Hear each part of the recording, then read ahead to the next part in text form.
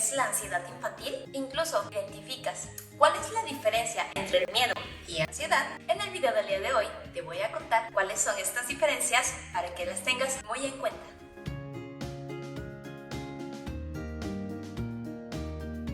Otra de las fuentes de ansiedad en los niños son todas estas experiencias con un grado elevado de trauma. Por ejemplo, accidentes, la muerte de algún familiar cercano, desastres naturales importantes. Entonces es muy relevante poder verificar cómo es que transitan todas esta parte que se va dando cuando existe un accidente. Muchas veces obviamente se recurre a los primeros auxilios y demás, pero créeme que el revisar y estar con tu hijo para ver cómo está procesando todo esto que acaba de vivir respecto al accidente o a un fenómeno natural muy intenso, entonces es el acompañar. Muchas veces me dicen, es que Sarit, cuando tuvimos este accidente, él solamente me quiere hablar del accidente y yo no quiero hablar del accidente. Se cree que evitando la conversación del accidente el niño lo va a olvidar y no pasó nada, pero no funciona así, porque todo eso fue una experiencia que él vivió. Entonces cuando ellos lo cuentan y lo manifiestan de alguna forma,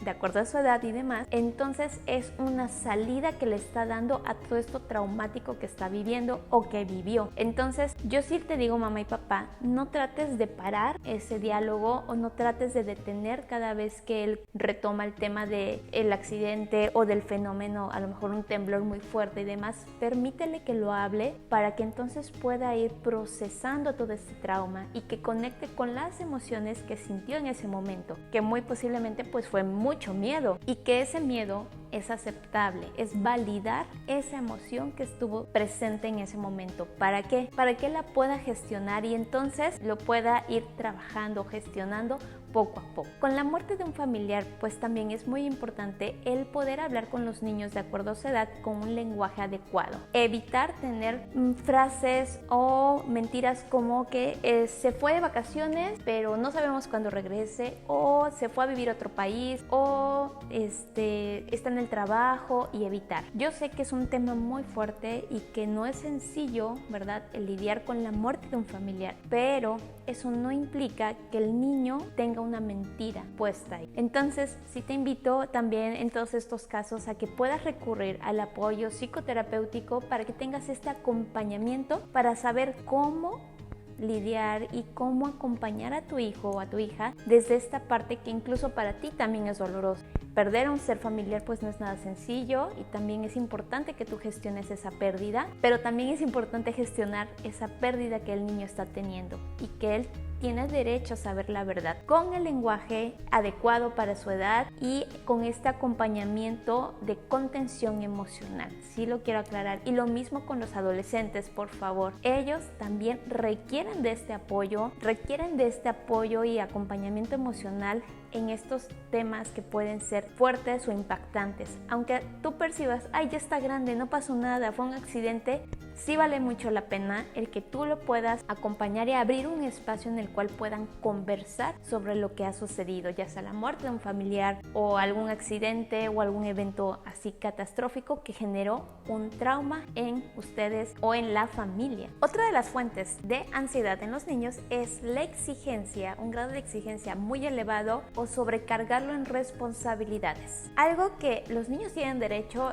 es también, aparte de recibir un estudio, pues tener tiempo del ocio, de jugar, de relajarse. Pero ¿qué pasa cuando de pronto se convierte en solamente puedes sacar puro 10 nosotros y si no sacas un 10, entonces eso no funciona? Cuidado, hay que tener mucho cuidado con estas exigencias que podemos tener con los niños porque todos son diferentes y tienen habilidades diferentes, y lo mismo con los adolescentes. ¿Qué tanto de pronto se les puede exigir respecto a las notas del colegio o a las actividades extraescolares que lleguen a hacer? Por ejemplo, el ganar, tienes que ser el mejor. Y todo esto va a venir de acuerdo a las expectativas que yo tenga en mi hijo. ¿Qué es aquello que yo espero que realice y cómo quiero que lo realice?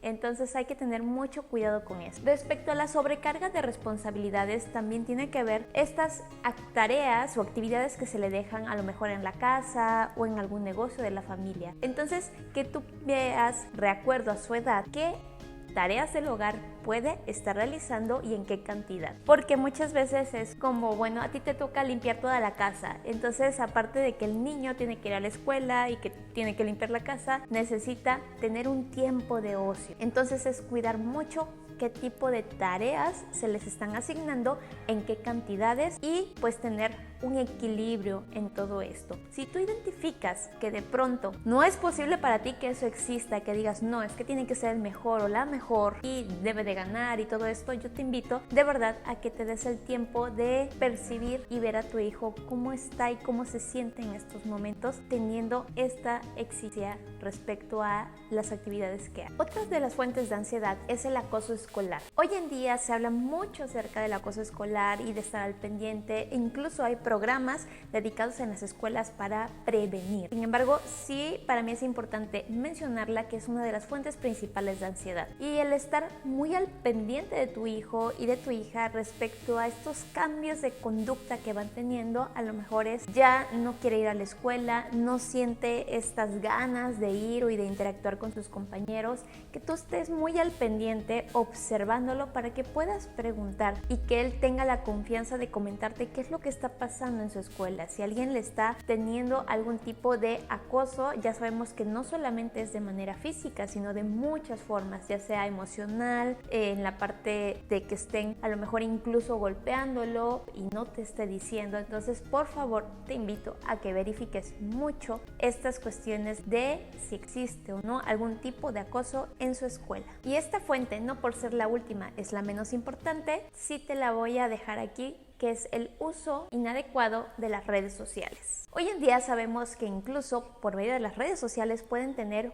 un acoso cibernético los niños y los adolescentes. Y menciono a los niños porque lamentablemente hoy en día cada vez es mucho menor la edad en la cual los niños comienzan a tener este tipo de interacciones en redes sociales. ¿Qué tan importante es gestionar el uso adecuado de los dispositivos? Recuerda que las redes sociales son para niños mayores de edad, que realmente ya no son niños, son jóvenes o adolescentes. Entonces, cuando un niño ya está teniendo a lo mejor algún perfil en unas redes sociales, está más expuesto a contenido que muy posiblemente no sea adecuado para su edad. Y al momento en el que ve algo que no es adecuado para su edad, puede estar generando pues una fuente de ansiedad en él, porque es tanto, tiene que procesar mucho esta información de entender, de comprender por qué están haciendo esto en el video o qué significa aquello. Entonces, el control parental, de verdad, te invito a que si tú tienes niños, adolescentes o jóvenes en casa, puedas tener esta decisión de poder identificar qué contenido están viendo y también cuánto tiempo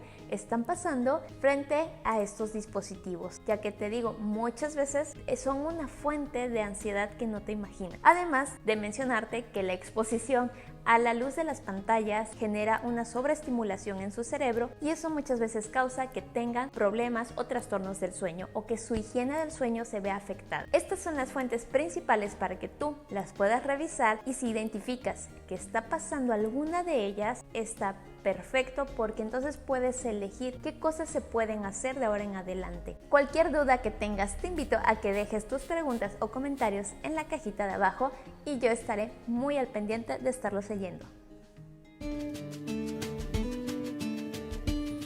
Hola, yo soy Sarit Romero y en este canal encontrarás información sobre salud mental y emocional. Te invito a que te suscribas y actives la campanita.